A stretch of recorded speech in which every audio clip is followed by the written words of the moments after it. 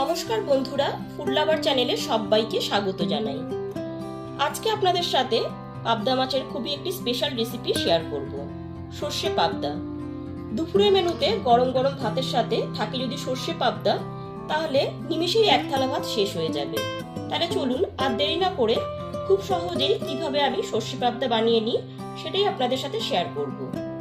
সর্ষে পাবদা বানাবো, তার জন্য এখানে 500 গ্রাম পাবদা মাছ নিয়ে নিয়েছি। প্রথমেই পাবদা মাছগুলোকে খুব ভালো মতো জলে ধুয়ে জলটা ঝরিয়ে তারপর রেখেছি। এরপর এতে দিয়ে দেব পরিমাণ মতো লবণ,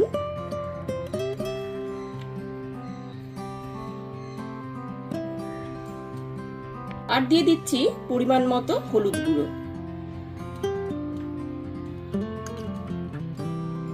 পাবদা মাছ তেলে ভাজার সময় খুব তেলটা ছিটকো, ওই জন্য এতে দিয়ে দিচ্ছি 1 টিস্পুন সর্ষের তেল। লবণ, হলুদ আর সর্ষের তেলটা দিয়ে খুব ভালো মতো এবার মাছের পিসগুলোকে মেখে নেব। সমস্ত মাছের পিসগুলোকে খুব ভালো মতো উল্টে পাল্টে মেখে নিচ্ছি। সমস্ত লবণ আর হলুদ গুঁড়ো মাখানো পাবদা মাছগুলোকে ভেজে নেব। তার জন্য এখানে এইরকম একটা বড় সাইজের ছড়ানো কড়াই নিয়ে নিয়েছি, যাতে মাছগুলো ভাজতে সুবিধা হয়। আর তাতে দিয়ে দিয়েছি পর্যাপ্ত পরিমাণে সর্ষের তেল। তেলটা এখানে খুব ভালো মতো গরম করে নিয়েছি। এরপর এতে দিয়ে দিচ্ছি 1/2 টিস্পুন লবণ। লবণটা দিয়ে খুব ভালো মতো মিশিয়ে নেব।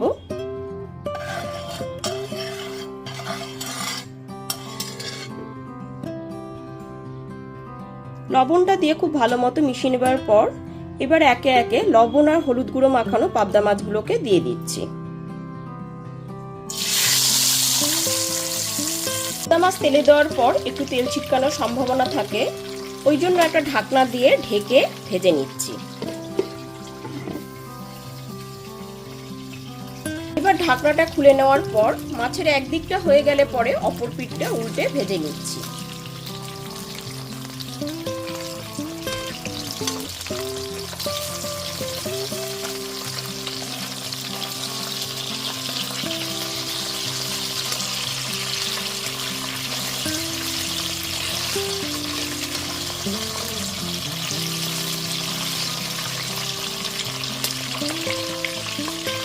প্রথম ব্যাচের 3টে মাছ এখানে ভালো করে ভেজে নিয়েছি। এবার তেল থেকে একটা প্লেটে তুলে নেব। দ্বিতীয় ব্যাচের মাছগুলো ঠিক একই রকম ভাবে তেলে দিয়ে দেওয়ার পর ঢাকনা দিয়ে ঢেকে উল্টে পাল্টে ভালো করে ভেজে নেব। দ্বিতীয় ব্যাচের মাছগুলো উল্টে পাল্টে ভালো করে ভেজে নিয়েছি। এবার একটা প্লেটে তুলে নিচ্ছি।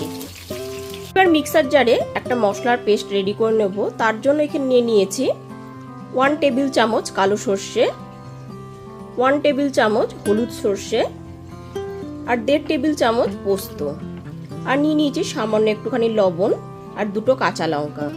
প্রথমে মিক্সার জারে একটা গুঁড়ো রেডি করে নেব। তারপর সামান্য একটুখানি জল দিয়ে এর একটা স্মুথ পেস্ট রেডি করে নেব। এখানে দেখুন 2 রকমের সর্ষে, কাঁচা লঙ্কা, লবণ আর পোস্ত দিয়ে এরকম একটা ফাইন গুঁড়ো রেডি করে নিয়েছি। তারপর এতে দিয়ে দিচ্ছি সামান্য একটুখানি জল।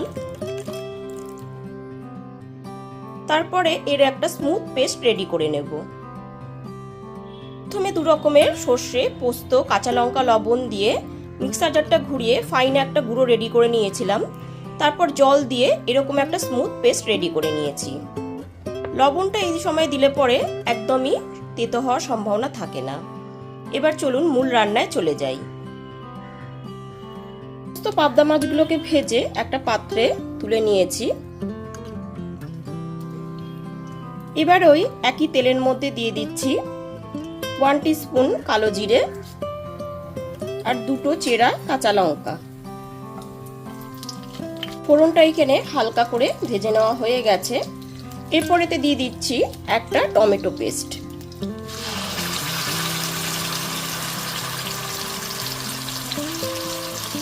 টমেটো পেস্টটা দিয়ে দেওয়ার পর গ্যাসের ফ্লেমটা মিডিয়ামে করে 1 মিনিটের মতো খুব ভালো মতো একটুখানি মিশিয়ে নিচ্ছি।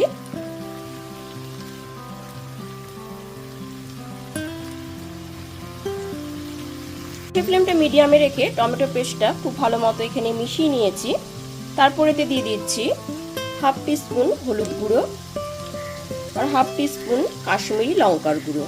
এতে কালারটা কিন্তু খুবই ভালো আসবে। তারপর মশলাটা খুব ভালো মতো একটুখানি মিশিয়ে নিচ্ছি। গ্যাসের ফ্লেমটা কিন্তু এখন লো টু মিডিয়ামেই আছে।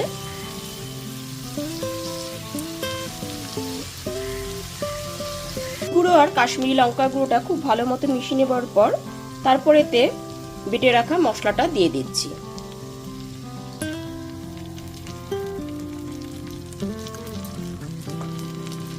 সমস্ত মশলাটা দিয়ে দেওয়ার পর খুব ভালো মতো একটুখানি মিশিয়ে নিচ্ছি।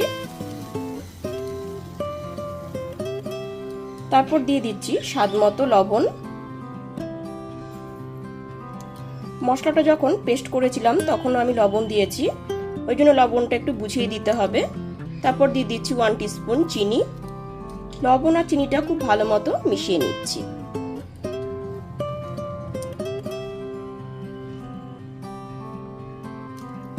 চিনিটা দিয়ে খুব ভালো মতো মিশিয়ে নেওয়ার পর মশলার বাটিটা ধুয়ে একটুখানি হাফ বাটি পরিমাণ জল দিয়ে দিলাম। গ্যাসের ফ্লেমটা মিডিয়ামে করে দিয়ে 1 মিনিটের মতন ঝোলটা একটুখানি ফুটতে দেব। 1 মিনিটের মতো ঝোলটা ভালো মতো ফুটিয়ে নেওয়ার পর এরপর এতে একে একে ভেজে রাখা পাবদা মাছগুলোকে দিয়ে দিচ্ছি।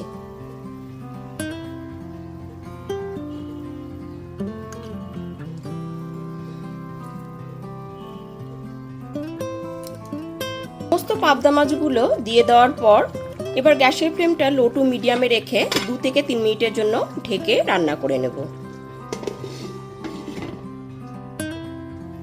ফ্লেমটা লো টু মিডিয়ামে রেখে ঢাকনা চাপা দিয়ে 2 থেকে 3 মিনিট ধরে মাছের ঝোলটা খুব ভালো মতো ফুটিয়ে নিয়েছি।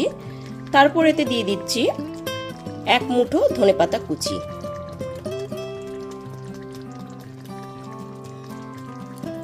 ধনেপাতা কুচিটা দিয়ে দেওয়ার পর খুব ভালো মতো মিশিয়ে নিচ্ছি।